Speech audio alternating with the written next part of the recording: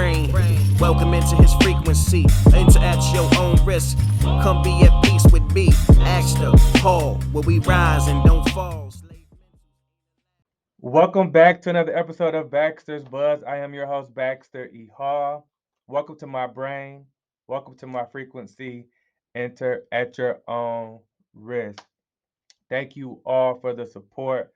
Please continue to engage, like, share, and all that good stuff. If it's beneficial for you, it may be beneficial for others. Don't be stingy. Please go ahead and tell others about it. Speaking of telling others about it, today I'm going to talk about a part of my book, Angelic 8's a Letter to Zara. Chapter 6 talks about turning setbacks into lessons, right? So I know I've mentioned this on the podcast before, but the movie White Men Can't Jump, right?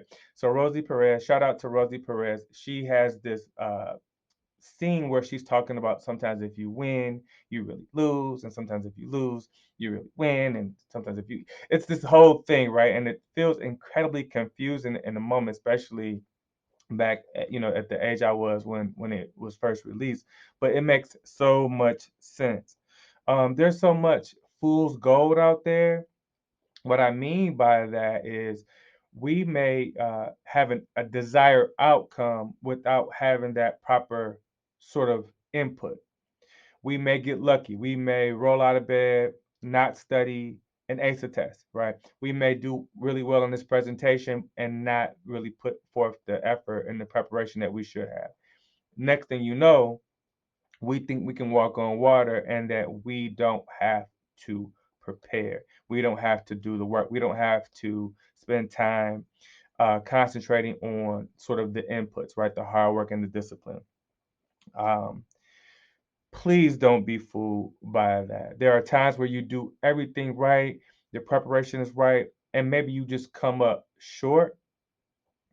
But there's so many lessons that you can learn in that. Sometimes it's the you put the work in, but maybe it's the wrong work or the wrong type of work, or maybe the preparation wasn't done in the way that it could be. There was room for improvement, and many times you're more um, sort of open for conversation and input after sort of a setback or a loss versus maybe when you're winning.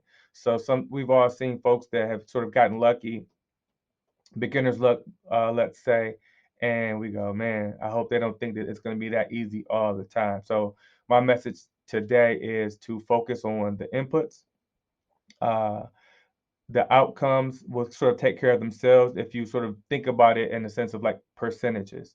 There will be times where you do everything right and you'll come up short, but there'll be times, very few times where you won't prepare as well and you'll do well, but don't get caught by that fool's gold.